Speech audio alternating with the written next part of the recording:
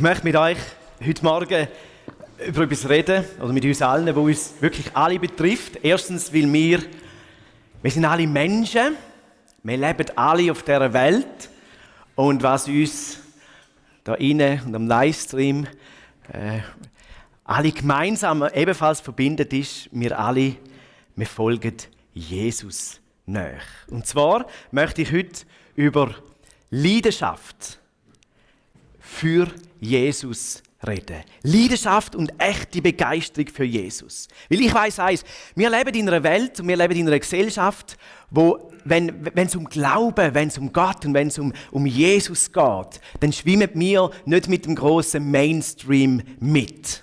Und weil es so ist, braucht das immer wieder, und das erlebt ihr wahrscheinlich auch in eurem Alltag, braucht das auch immer wieder Kraft und Energie, um sich aufmachen und eben auch dranbleiben an dem, was wir glauben.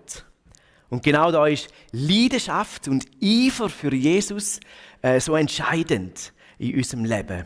Denn Leidenschaft und Begeisterung an Jesus, das ist eigentlich wie unser Antrieb, den wir haben für unser geistliches Leben. Aber, und das ist ein bisschen unser Problem, oder ja, es ist ein Problem, darf ich so sagen. Leidenschaft für etwas kannst du nicht einfach so einschalten. Ich weiss, in unserer technologisierten Welt, praktisch alles können wir heute auf Knopfdruck oder Touch einschalten. Das Auto, früher hast du den Schlüssel drüllen, heute musst du auch nur noch einen Knopf drücken. Der Fernseher, die Stereoanlage, selbst der Kochherd, alles kannst du einfach einschalten. Aber Leidenschaft, die sprudelt nicht einfach so. Woher kommt sie? Was löst sie aus? In meinen jungen Jahren bin ich ab und zu mal an einem Fußballmatch gsi. Mit meinem Bruder zusammen. Und vielleicht an dieser Stelle muss ich ganz, ganz öffentlich jetzt bekennen, und ich hoffe, ich kann mir nachher gleich noch in der Predigt folgen. Ich bin nicht FC St. Gallen-Fan. Aber nein, nicht klatschen, das kommt da rein nicht gut. Das kommt nicht gut jetzt. So. Das hat aber einen bestimmten Grund. Und zwar, mein Bruder ist FC St. Gallen-Fan. Und weil Brüderliebe hat ja auch immer so ein bisschen den Anteil von Rivalität. Oder wird die Brüderliebe, wird die Rivalität ein bisschen ausgelebt. Und darum war für mich klar gewesen, ich muss für jemand anderes Fan sein.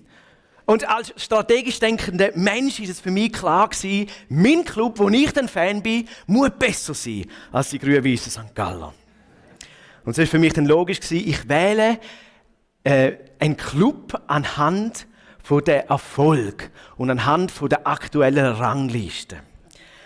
Und damals mehrfacher Meister und einer der ersten Schweizer Clubs in der Champions League ist klar gewesen, ich wähle GC, Grasshoppers Club Zürich. So, jetzt eben hoffentlich können wir jetzt weiter folgen in der Predigt. Ja. Da sind sie auch noch gut gewesen. Heute nicht mehr, darum bin ich kein Fan mehr. Nein. So. Und dann bin ich ab und zu ein Match schauen, gerade auch dann, wenn GC auf St. Gallen kam, bin ich mit meinem Bruder in der St. Galler Fankurve hinein. Einfach ein bisschen vorsichtig sein, wenn ich gejubelt habe. Oder so, genau. Und dann ist wirklich der Tag gekommen, Champions League, und ich bin auf Zürich runter, ins Stadion. Und ich muss sagen, ich bin jetzt nicht der treueste und der herzverbundenste Fan, aber die Leidenschaft, die ich in dem Stadion erlebt habe, die war irgendwo ansteckend gewesen. Da hat es die Momente gegeben vom kollektiven Jubeln, wenn ein Goal geschossen worden ist. Da hat es die Momente gegeben vom kollektiven Pfeifkonzert, wenn man gemeint hat, Fehlentscheidung. Und auch wenn ich alle die Chorgesänge nicht konnte, es war trotzdem irgendwo mitreissend gewesen. Leidenschaft ist ansteckend. Und eigentlich ist und soll ein Gottesdienst auch so sein, wo wir uns mit unserer Leidenschaft für Jesus gegenseitig anstecken. Und ich war im Stadion und habe mitgejubelt, aber ganz ehrlich, die Leidenschaft ist nicht so nachhaltig für mich. Ich bin dann aus dem Stadion raus und am nächsten Morgen bin ich nicht vor dem Spiegel gestanden und habe gesungen, wer nicht gumpet, ist kein Hopper. Nein, Und meine Farben sind auch nicht blau-weiß. Da habe ich zurückgelassen. Aber ja, irgendwo bleibt man ja gleich noch ein bisschen Fan. Die einen vielleicht löst man noch mal ein Jahresabo in der FCG Toggenburg. Auch wenn man nicht mehr ganz an jedes Spiel geht und es einem vielleicht auch nicht so fehlt. Meine Leidenschaft für Jesus, nimmt sie zu? Ist sie in den letzten Jahren vielleicht einfach gleich geblieben? Oder ist sie im Standby-Modus langsam runterfahren? Ja, nein, das habe ich jetzt schon nicht gehabt. Aber weißt du, Christoph, ist ja irgendwo ganz normal. Wir Menschen, wir kennen das, wir kennen Gewöhnungseffekt, nennt man das. Die Macht der Routine.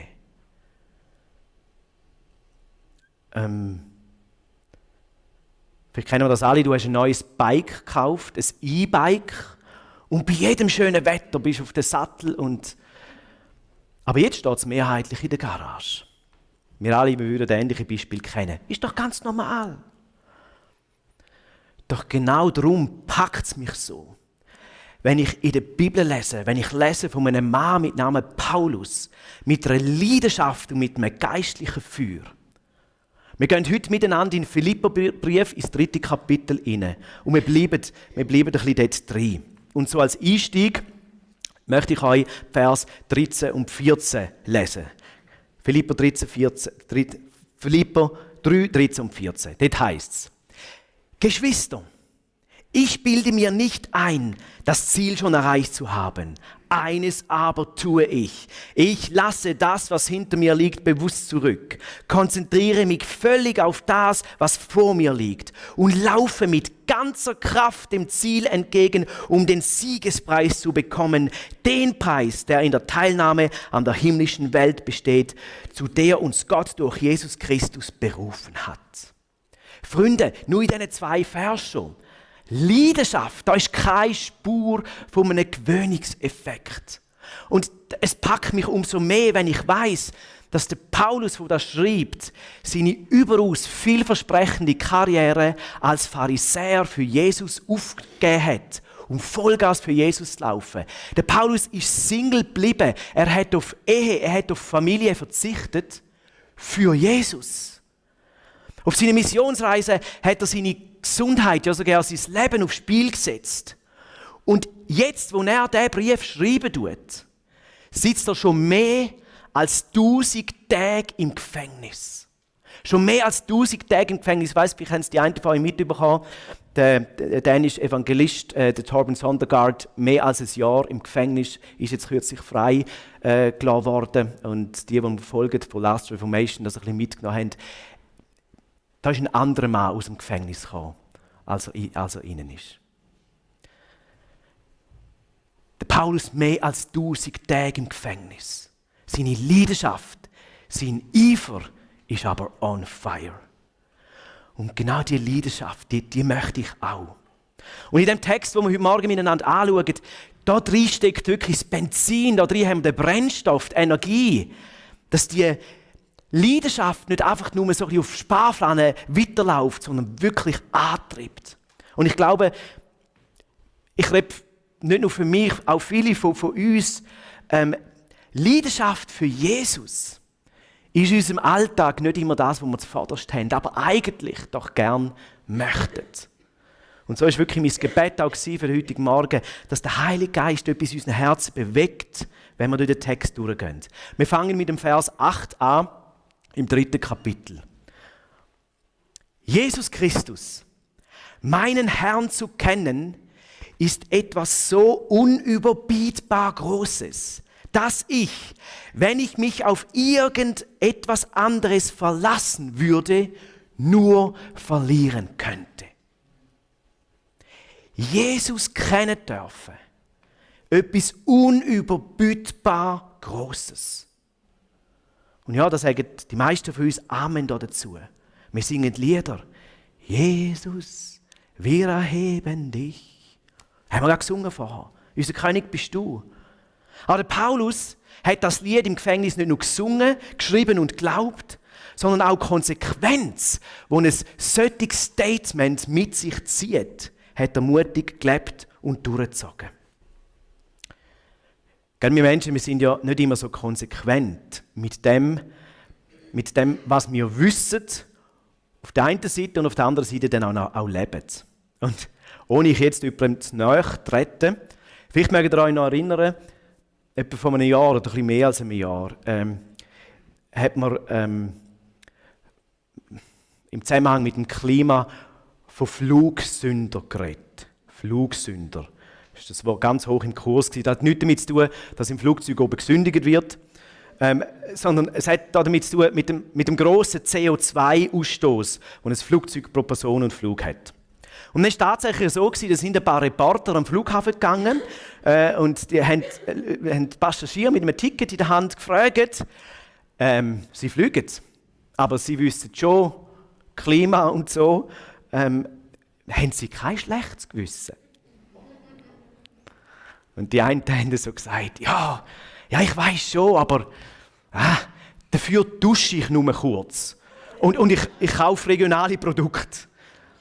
Und die Reporter haben sich dann nicht nehmen lassen, um denen vorrechnen, wie viele Jahre sie müssten kurz duschen und regional einkaufen, um nur den kürzesten innereuropäischen Flug zu kompensieren. Und ganz schlecht sind dann die weggekommen, die weitergeflogen sind, so in die Malediven oder so. Da lange das ganze Leben als Warmduscher, als Kurzduscher nicht aus, um das zu kompensieren. So, no offense, ich bin da grundsätzlich entspannt. Aber wer auf Bananen verzichtet, weil sie nicht im eigenen Garten wachsen, dafür aber 3-mal im Jahr grosszügig verreist, Konsequenz wäre anders. Der Paulus, er glaubt und lebt aber wirklich, was er sagt. Dass es nichts Besseres gibt, als der Jesus hat. Und er fährt dann im Vers 8 weiter. Seinetwegen habe ich allem, was mir früher ein Gewinn zu scheinen schien, den Rücken gekehrt. Es ist in meinen Augen nichts anderes als Müll, als Abfall. Wenn ich mich auf etwas anderes verlassen würde, als auf den Jesus, dann kann ich nur verlieren. Vor der Begegnung mit Jesus war der Paulus stolz auf seine rein jüdische Abstammung.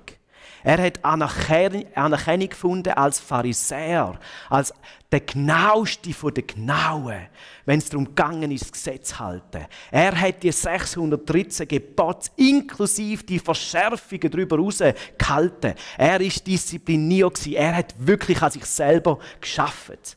Er war radikaler als der linke oder der rechte Flügel. Und während andere Gelehrte die neue Glaubensbewegung von diesen Jesus-Nachfolgern, währenddem das andere für die nur Spott übrig hatten, der Paulus ist hingegangen und hat etwas dagegen getan. Und das alles hat er gemacht, um gerecht zu sein vor Gott, um ihm etwas vorweisen.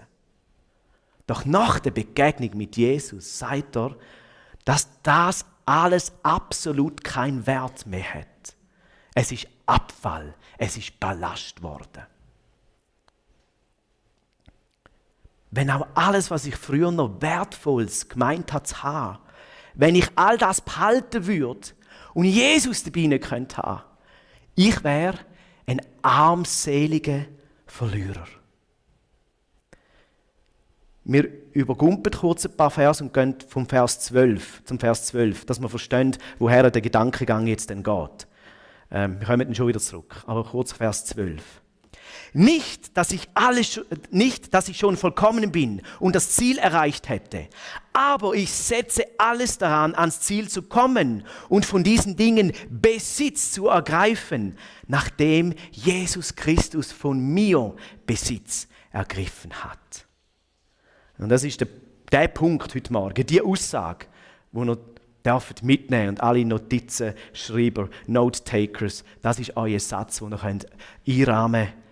Loslassen, um Jesus zu ergreifen. Loslassen, um Jesus zu ergreifen. Ich habe hier ein paar Geldmünzen mitgenommen, an der Sparsäule geschlachtet, die hat da Geldmünzen drin. Und genau so war der Paulus unterwegs mit diesen Geldmünzen, die er hatte. Das war ihm früher noch wertvoll. Und jetzt sagt Paulus, ich habe gesammelt, ich habe Geld, ich habe Verdienst gesammelt. Aber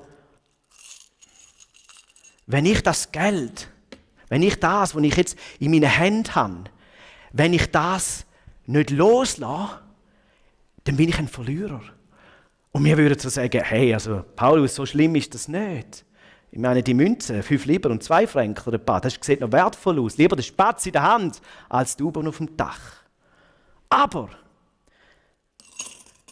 Jesus ist eine andere Währung. Und ich bin ein Verlierer, sagt der Paulus. Wenn ich das Münze in der Hand, meine Hand ist so voll, dass ich von lauter Münze in der Hand nicht fähig bin, das Wertvollere ergreifen. Und ich bin ein Verlierer, wenn ich die Jesus-Währung nicht fassen kann. Kurz etwas für alle Mathematiker und Zahlenliebhaber unter uns. Wisst ihr, wie eine Million aussieht? Eine Million ist genau 10 cm dick und weniger als 1,5 Kilo schwer. Ich hätte als Anschauung gern euch ein Bündel 1000er-Noten, so eine Million mitgenommen, bin extra noch auf die Bank gegangen und habe gefragt, ob ich das haben und sie haben Nein gesagt. Sie haben den Kopf geschüttelt und ich kann es nicht ganz verstehen. Aber eben, ich muss es auch loslassen und im Namen Jesus habe ich vergeben, ist gut. Das Anschauung, das gerne mitgenommen. Jetzt habe ich etwas anderes mitnehmen. Ich habe auch etwas Wertvolles mitgenommen. Ich habe Englisch-Lernkärtchen von unseren Söhnen mitgenommen. Die lernen mit diesen Kärtchen das Englisch. Genau, das ist genau 10 cm dick. Und jetzt habe ich das 100er nicht. Die müssen 1000er sein, oben reingeklemmt. Das hast du so gesehen. Also, wir sind fähig, zu mehrere Millionen zu tragen. Auf einmal. Aber, wenn deine Hände voll sind, du kannst nicht gleichzeitig mit einer vollen Hand das ergreifen. Irgendetwas musst du loslassen.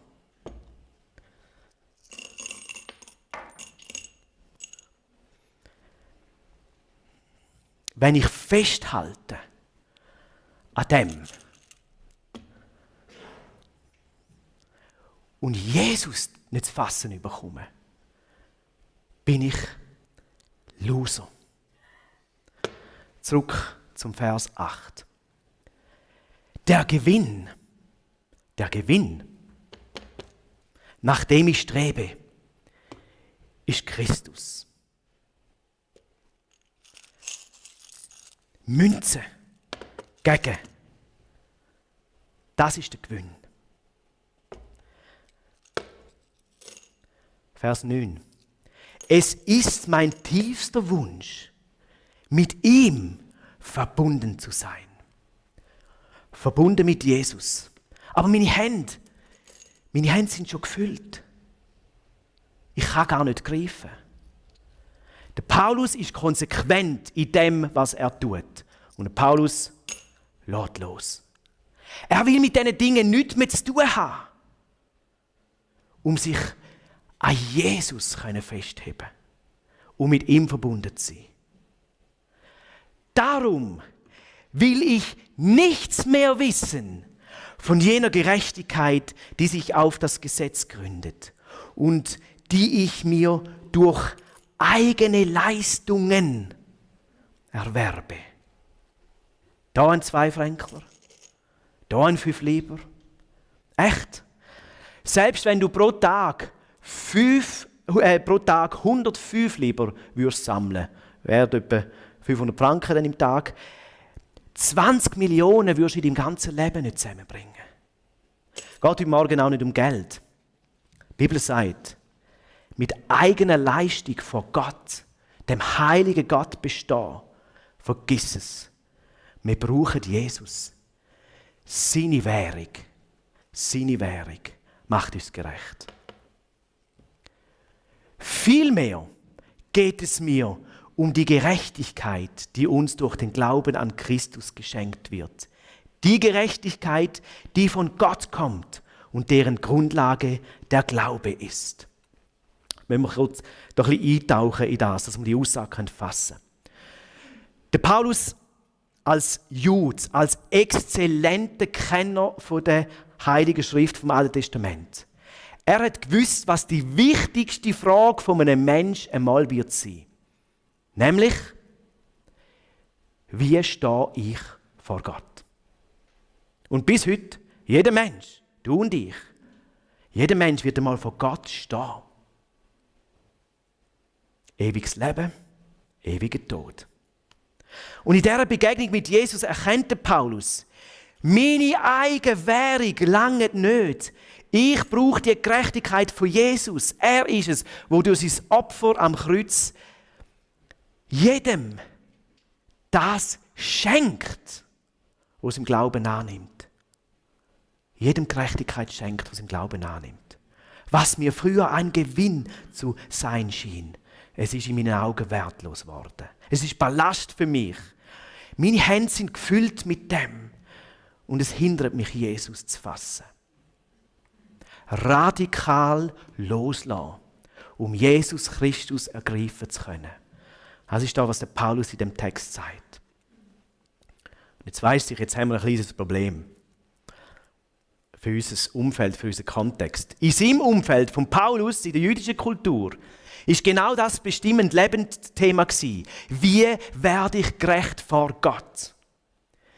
In unserer Kultur, in unserer Gesellschaft, sind wir ehrlich, ist das bei den wenigsten ein Lebensfokus. Und so sind es auch ein bisschen andere Sachen, die wir loslassen müssen. Ein grosses Thema, gerade unter Gläubigen, stelle ich einfach da fest, ist die sogenannte Autonomie, die sogenannte Selbstbestimmung. Wo ich habe mein Leben selber im Griff. Red mir du nicht wirklich rein, was gut ist für mich. Jesus ist okay. Aber viele Sachen in der Bibel sind für unsere heutige Zeit nicht mehr so zeitgemäß. Wir leben in einer anderen Kultur. Das ist eine grosse Prägung, die wir im Moment haben.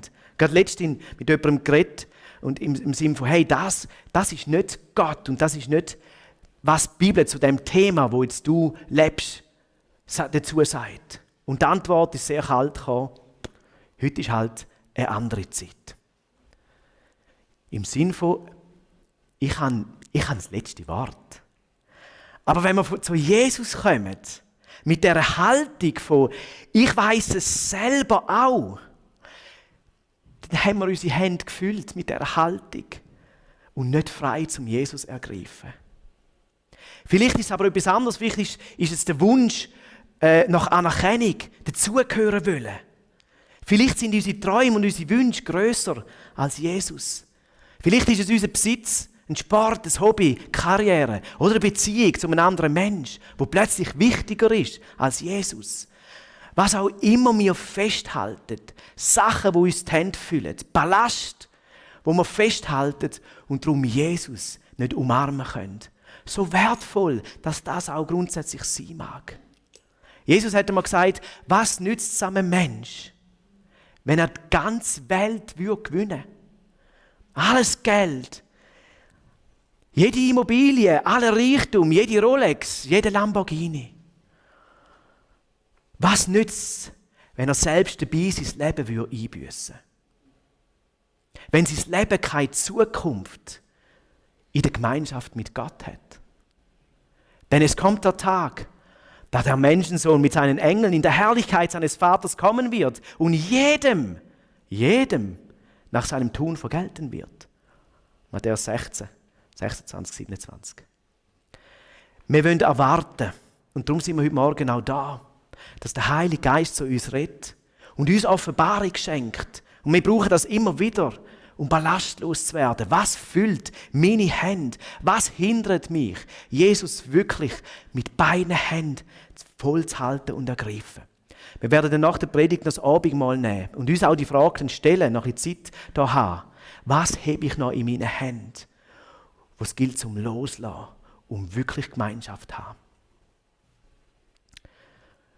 so weit, so klar im Kopf. Und du magst denken, ja, das habe ich schon mehrmals gemacht, Dinge loslassen. Und das ist gut. Aber so leidenschaftlich, wie uns der Text das überbringt und du uns da weitergibst, so leidenschaftlich fühlt es sich gleich wie nicht an. Warum? Das ist ein guter Punkt. Gut hast du gefragt. Um das zu verstehen und dieser Aussage zu folgen, müssen wir einen Perspektivenwechsel machen. Was meine ich? Wir haben eine Prägung, wir haben eine westliche Ausbildung, alle hier rein bekommen. Und wir schauen problemorientiert auch auf das Evangelium. Das heisst, wir haben ein Problem mit der Sünde und die trennt uns von Gott. Und als gerechter Richter muss er uns verurteilen. Doch Jesus ist am Kreuz gestorben, wo er unsere Schuld und Sünde auf sich genommen hat. Und wer das glaubt, bereut und umkehrt, der kommt Vergebung über. Problem gelöst. Happy End. Also das war jetzt keine Fangfrage. Das ist alles richtig, was ich gesagt habe. Bis aufs Happy End.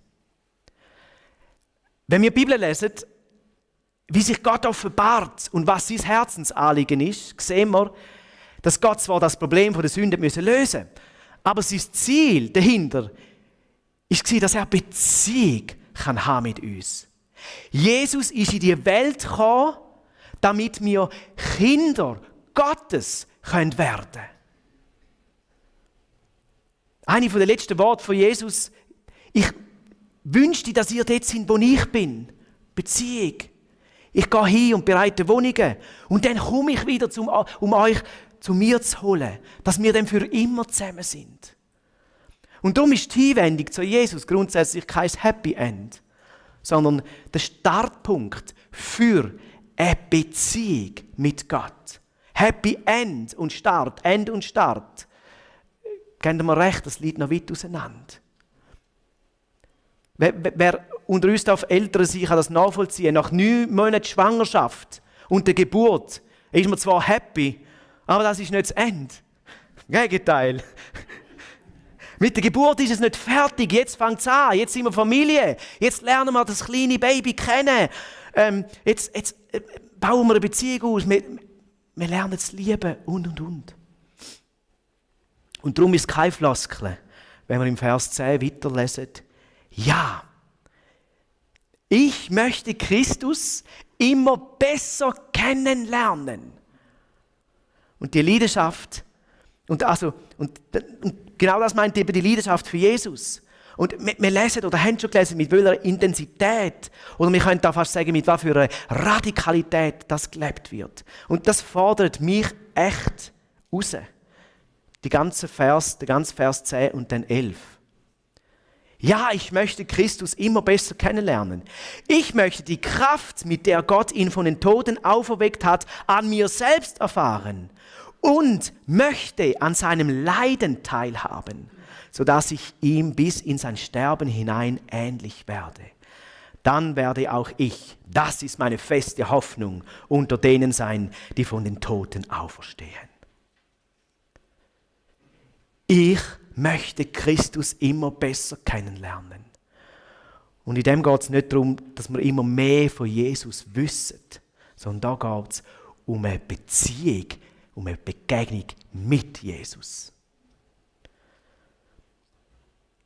Wenn wir jemanden kennenlernen wollen, einen anderen Mensch, wenn man dran ist, sich für einen anderen Menschen zu interessieren, dann macht man das in der Regel so ein bisschen von weitem. Mal schauen, wie gibt sich der so in der Öffentlichkeit im Allgemeinen. Und je nach Alter geht man dann auf Statusprofil, Instagram oder sogar folgt dieser Person auf Snapchat. Aber irgendwann kommt der Punkt, wo man sagen, hey, wollen wir nicht einmal miteinander abmachen? Ein Date? Ich will dich besser kennenlernen. Zeit miteinander verbringen. Jesus besser kennenlernen, wie er redet, wie er wirkt, seinen Willen suchen Und wenn der Text so sagt, ich möchte die Kraft, mit der Gott ihn von den Toten auferweckt hat, an mir selbst erfahren, dann sind wir da alle dabei und wir proklamieren dazu noch Epheser 1,19, in uns wirkt die gleiche Kraft, die Jesus von den Toten auferweckt hat. Und ja, das stimmt, das sollen wir, das wollen wir und das tun wir auch hoffentlich auch immer wieder mal erleben. Das nährt unsere Leidenschaft. Aber es geht noch tiefer, wir haben es gelesen. Und ich möchte auch an seinem Leiden teilhaben, sodass ich bis in sein Sterben hinein ähnlich werde. Ich möchte das im Leiden teilhaben. Nein, möchte ich eigentlich nicht. Ich weiß nicht, steht das in deiner Bibel auch? Der Paulus sagt, ich möchte Jesus kennenlernen. Jesus hat Kraft, er hat Wunder tun. Seine Kraft kennenlernen. Der Paulus sagt, ich möchte aber auch Jesus kennenlernen. Und Jesus hat gelitten. Ich möchte ihn kennenlernen und ihm ähnlicher werden. Und wenn es dir gleich geht wie mir, dann lesen wir schnell weiter. Aber genau diese Aussage oder solche Aussagen, die halten wie ein Spiegel an dies und an mein Leben her und fragen, um was geht es mir eigentlich? Geht es mir wirklich nur um Jesus oder doch letztendlich gleich noch ein bisschen mehr auch um mich? Wir haben gerade letzte Woche im pastoralen Team miteinander diskutiert. Es gibt Menschen, die kommen in Zeiten der Not und in Zeiten der Schwere, finden sie zu Gott und kommen in die Gemeinde. Und sie erleben Wiederherstellung, Heilung und Seelsorge. Und wenn es ihnen besser geht oder vielleicht wieder gut, dann verlassen sie plötzlich alles wieder. Das ist die eine Seite. Und dann gibt es Menschen, wenn es ihnen gut geht, wenn sie physisch und psychisch gesund und zweig sind, sie finden Jesus, kommen in die Gemeinde und sind dabei. Und plötzlich tauchen auch in diesem Leben schwere Zeiten oder grosse Herausforderungen auf. Und plötzlich verlassen sie Jesus und die Gemeinde wieder. Das ist ein Phänomen. Aber egal, bei beiden Seiten ist der Spiegel für die Leidenschaft für Jesus der gleiche. Halte ich mich an Jesus, weil etwas dabei für mich rausschaut, oder halte ich an Jesus, weil ich ihn kennenlernen will? Und das ist kein Fingerzeig auf irgendjemand. Wir sind alle in guter Gesellschaft. Selbst die Jünger von Jesus. Hey, gell, Jesus, wenn du mal König bist, der Platz rechts und links, der ist für uns reserviert. Ha. Und Jesus wird gefangen genommen und alle sind weg. Wenn wir nur mit Ehre im Triumphzug dabei sein, aber nicht die Verachtung und das Leid? Und ich muss und ich will das mit ganz viel Demut sagen. Ich habe momentan in meinem Leben nicht viel Leid. Dafür bin ich auch dankbar. Aber, und jetzt müsste ich mit ein paar Menschen, auch in dieser Gemeinde, jetzt wirklich den Platz tauschen. Und sie dafür kommen lassen und sie erzählen lassen, was es heisst, zu verlieren und was es heisst, zu leiden. Aber was mich an solchen Menschen beeindruckt, sind jeweils folgende Aussagen. Weißt du, ja, es hat wehgetan. Weißt du, ich habe gelitten. Aber um nichts in der Welt möchte ich das rückgängig machen. Weil ich habe Jesus in all dem noch so viel besser und tiefer kennengelernt.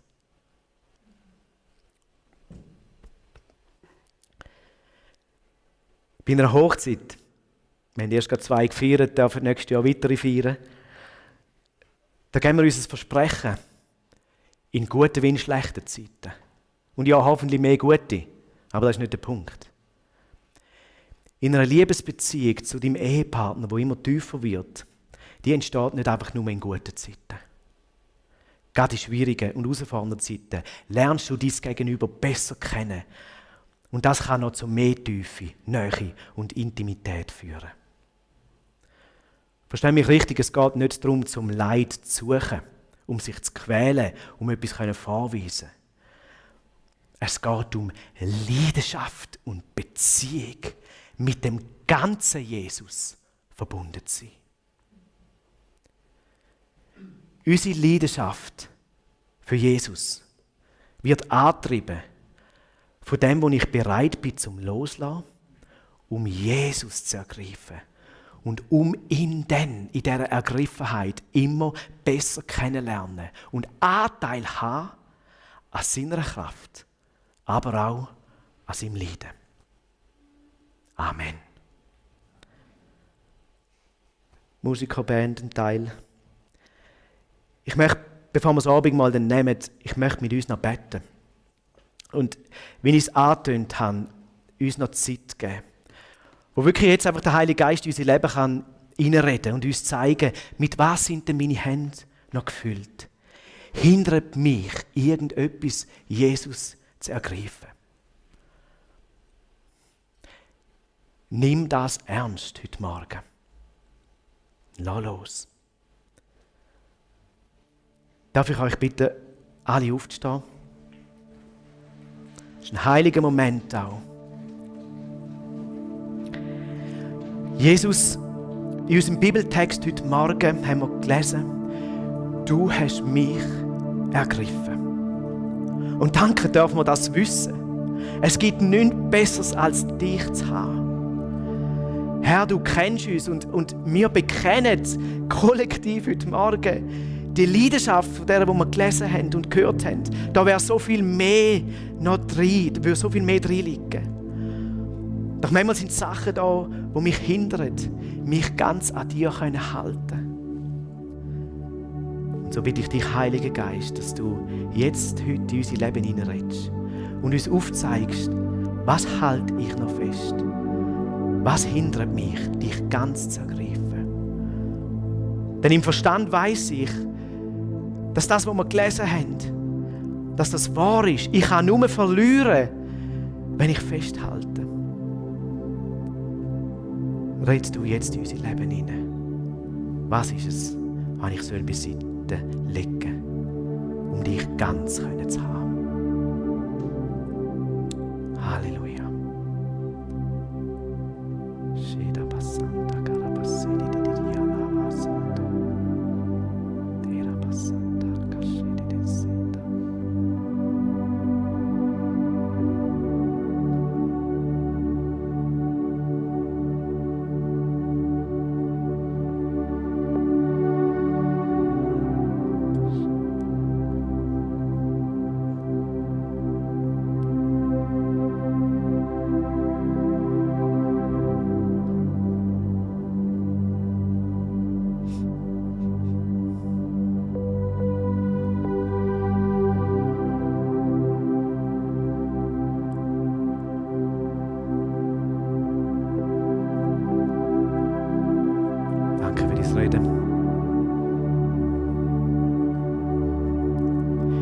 Ich will loslassen, um dich zu ergreifen.